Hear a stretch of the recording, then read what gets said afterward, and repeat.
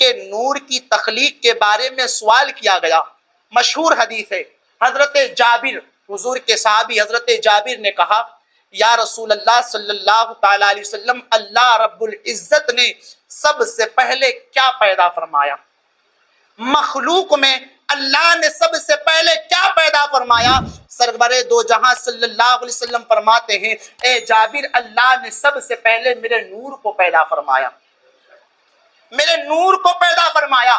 آقا نے اتنی طویل حدیث بیان کی. فرماتے ہیں پھر میرے نور کے 4 حصے کیے گئے. ایک حصے سے اللہ نے عرش کو بنایا، دوسرے حصے سے لوح کو بنایا، تیسرے حصے سے قلم کو بنایا، پھر چوتھے حصے کے 4 ٹکڑے کیے گئے، اس سے اللہ نے آسمان کو بنایا. اس کے بعد اللہ نے انبیاء کو بنایا. میرے ہی نور سے اللہ نے چاند کو بنایا، میرے ہی نور سے اللہ نے آسمان کو بنایا، میرے ہی نور سے اللہ نے سورج کو بنایا. اتنی طویل حدیث آقا دو جہاں صلی اللہ علیہ وسلم نے بیان فرمائی کہ حضرت جابر کہتے ہیں یا رسول اللہ، گویا کہ اللہ رب العزت نے ساری کائنات کو ہی آپ کے نور سے پیدا فرمایا ہے. وہ جو نہ تھے تو کچھ نہ تھا، وہ جو نہ ہو تو کچھ نہ ہو. ارے جان ہے وہ جہان کی، جان ہے تو جہان ہے. ساری کائنات اللہ رب العزت نے اپنے محبوب کے نور سے بنایا. تو پتہ کیا چلا؟ وہ نور. آئیے سب سے پہلے عقیدت و محبت کے ساتھ گنبد خضرا کی جانب لو لگا کر آقائے کل فخر رسول سیاح لامقام مالک انس و جاں سید ابرار و اخیار شہنشاہ ذی وقار آمینہ کے راج دلارے دائی حلیمہ کے گود کے پالے ہم غریبوں کے آقا حضور احمد مجتبی محمد مصطفیٰ روئے فدا صلی اللہ علیہ وسلم کی بارگاہ رسالت میں جھوم جھوم کر درود پاک کا ہدیہ پیش کریں. پڑھیے باواز بلند اللہم صلی علی سیدنا مولانا محمد وبارک وسلم صلاة و سلام علیک یا حبیب یا رسول اللہ صلی اللہ تعالی علیہ وسلم.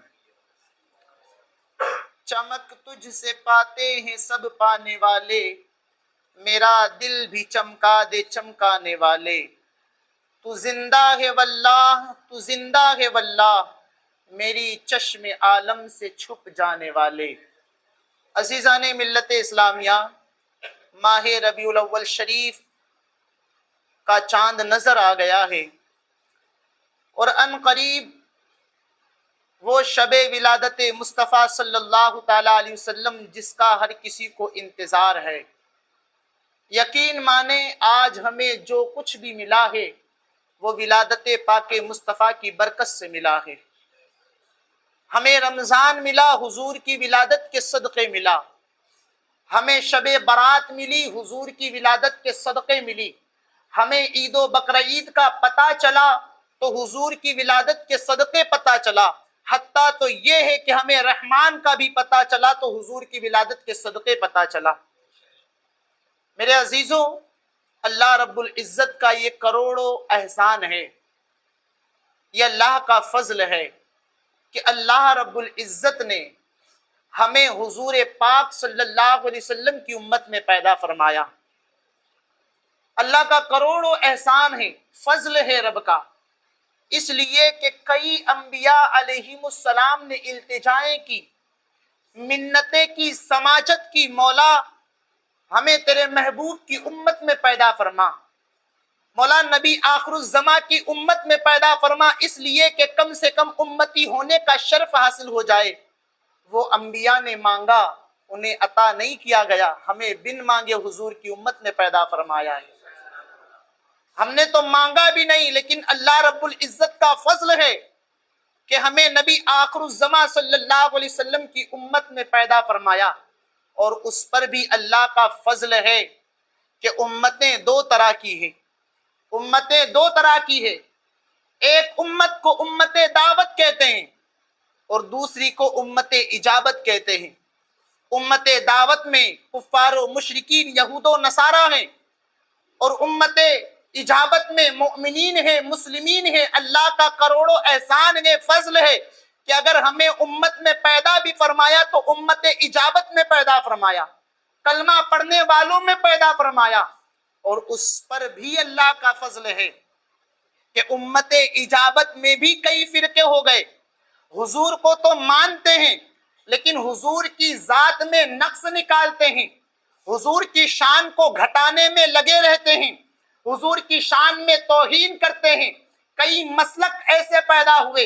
اللہ کا اس پر بھی فضل ہے کہ امت اجابت میں کئی فرقے پیدا ہونے کے بعد بھی اللہ نے ہمیں اس مسلک میں پیدا فرمایا جو حضور پاک اور آپ کے صحابہ کی سنتوں پر عمل کرتا ہے، جسے فی زمانہ اہل سنت والجماعت کہتا ہے.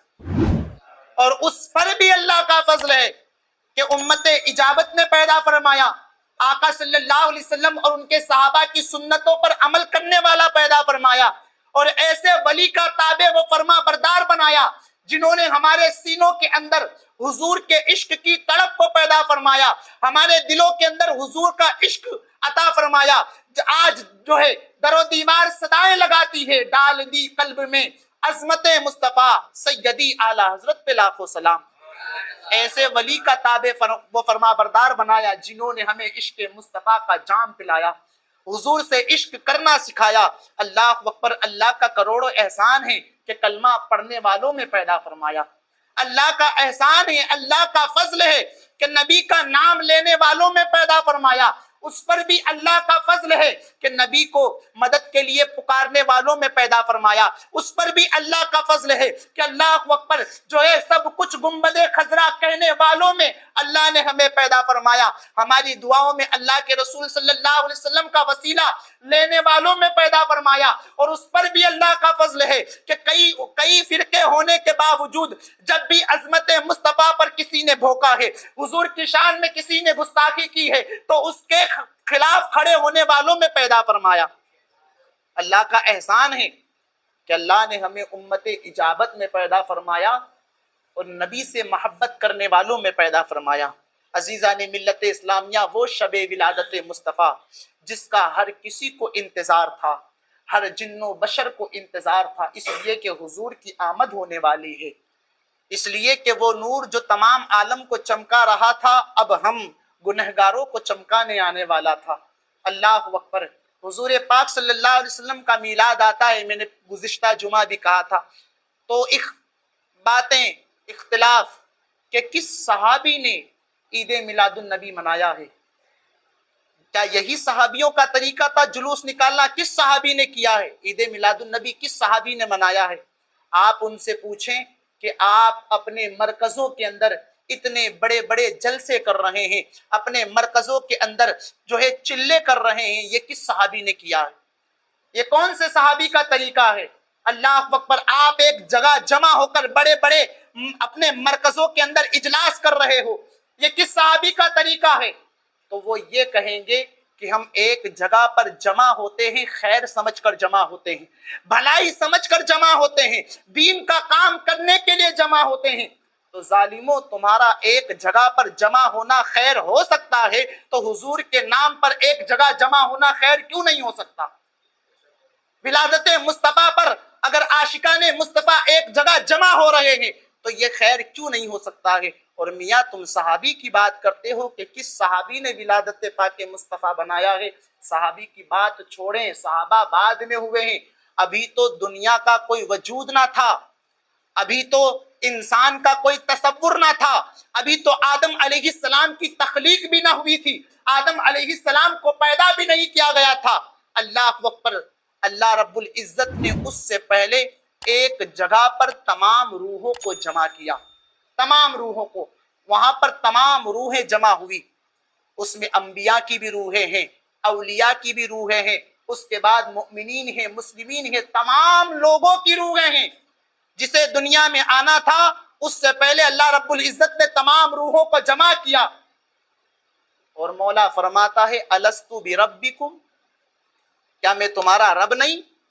الستو بربکم، کیا میں تمہارا رب نہیں؟ تمام روحیں خاموش تھی، انبیاء کی روحیں خاموش تھی، اولیاء کی روحیں خاموش تھی، مومنین کی روحیں خاموش تھی، مسلمین کی روحیں خاموش تھی، تمام روحیں خاموش تھی. اگر اللہ کی ربوبیت کا سب سے پہلے کسی نے اقرار کیا کیا ہے تو وہ ذات مصطفیٰ جان رحمت کی ذات ہے۔ میرے آقا فرماتے ہیں اے مولا میں تجھے رب مانتا ہوں، تیری ربوبیت کا اقرار کرتا ہوں۔ جب حضور پاک نے اللہ کی ربوبیت کا اقرار کیا ہے اس کے بعد آپ کے جواب میں انبیاء کی روحوں نے جواب دیا، انبیاء کی روحوں کے جواب میں اولیاء کی روحوں نے جواب دیا، اولیاء کی روحوں کے جواب میں مؤمنین اور مسلمین کی روحوں نے جواب دیا۔ پتا چلا یوم الست میں بھی اگر کسی کے چرچے ہیں تو مصطفیٰ جان رحمت کے چرچے ہیں۔ اللہ کی ربوبیت سب سے پہلے اگر کسی نے اقرار کیا ہے تو وہ جلوہ مصطفیٰ نے اقرار کیا ہے۔ اللہ اکبر۔ پھر اسی یوم الست کو اللہ رب العزت نے انبیاء کی روحوں سے ایک وعدہ لیا۔ آپ کہتے ہو نا حضور کا چرچا ہم کرتے ہیں تو آپ کو تکلیف ہوتی ہے، ارے مصطفیٰ کریم صلی اللہ علیہ وسلم کے چرچے تو یوم الست میں ہو رہے تھے۔ انبیاء علیہ السلام کی روحوں سے اللہ نے ایک وعدہ لیا، قرآن پاک میں اس کا ذکر ہے وَإِذْ أَخَذَ اللَّهُ مِيثَاقَ النَّبِيِّينَ لَمَا آتَيْتُكُم مِّن كِتَابٍ وَحِكْمَةٍ ثُمَّ جَاءَكُمْ رَسُولٌ مُصَدِّقٌ لِّمَا مَعَكُمْ لَتُؤْمِنُنَّ بِهِ وَلَتَنصُرُنَّهُ۔ اللہ رب العزت نے تمام انبیاء کی روحوں سے کہا، وعدہ لیا کہ تم دنیا میں نبی بنا کر بھیجے جاؤ گے، تمہیں نبوت ملے گی، نبی بنا کر دنیا میں بھیجے جاؤ گے۔ اگر تمہارے زمانے میں میرا محبوب رسول آ جائے، میرا محبوب رسول آئے اور وہ تمہاری کتابوں کی تصدیق کرتا ہو تو تم اس پر ایمان لانا، اس کی حمایت کرنا۔ اللہ اکبر۔ اللہ رب العزت تو انبیاء سے وعدے لے رہا ہے۔ بتاؤ عید میلاد النبی میں سنی کیا کرتے ہیں؟ حضور کی میلاد، حضور کی نعت پڑھنا ہی تو میلاد ہے، حضور کی جوانی بیان کرنا ہی تو میلاد ہے، حضور کے تذکرے کرنا ہی تو میلاد ہے۔ ہم تو دنیا میں حضور کے تذکرے کر رہے ہیں، ابھی تو کائنات میں آدم علیہ السلام کا وجود بھی نہ تھا، اس سے پہلے رب تعالیٰ انبیاء سے وعدہ لے رہا تھا۔ ہمارے حضور کی شان ہے، اللہ اکبر، جب تک بکے نہ تھے تو کوئی پوچھتا نہ تھا، آقا تم نے خرید کر ہمیں انمول کر دیا۔ حضور پاک صلی اللہ تعالیٰ علیہ وسلم کی ذات، حضرت محدث دہلوی رحمت اللہ علیہ فرماتے ہیں کہ اللہ رب العزت نے جب آدم علیہ السلام کے مٹی سے آپ کے خاکے کو بنایا، آپ کے پتلے کو تیار کیا، اور جب اس مٹی کے پتلے کے اندر، اس جسم آدم کے اندر جب روح ڈالی جا رہی تھی تو چونکہ روح جو ہے نا یہ نور سے پیدا کی گئی، اور جسم مٹی کا ہے، آدم علیہ السلام کے جسم میں جب روح آدم کو ڈالا گیا تو روح قرار نہیں پا رہی تھی، بار بار واپس نکل جا رہی تھی۔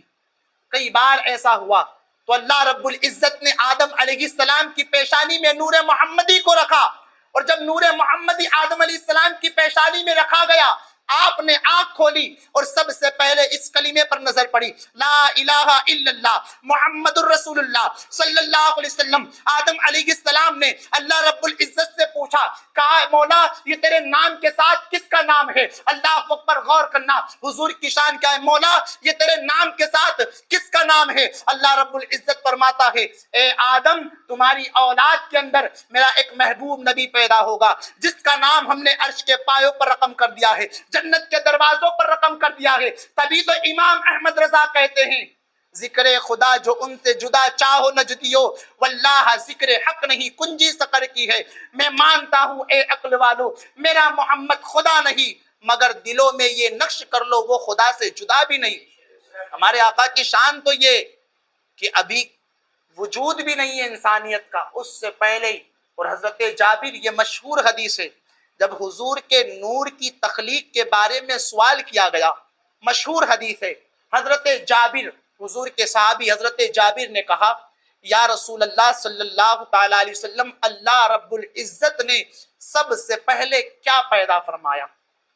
مخلوق میں اللہ نے سب سے پہلے کیا پیدا فرمایا؟ سرور دو جہاں صلی اللہ علیہ وسلم فرماتے ہیں، اے جابر اللہ نے سب سے پہلے میرے نور کو پیدا فرمایا، میرے نور کو پیدا فرمایا۔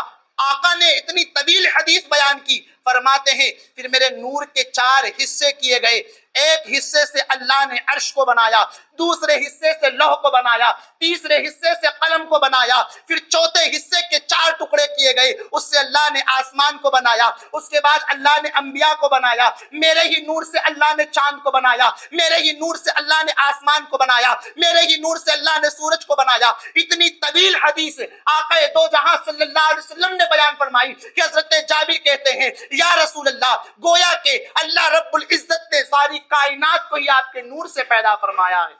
वो जो ना थे तो कुछ ना था, वो जो ना हो तो कुछ ना हो। अरे जान है वो जहान की, जान है तो जान है।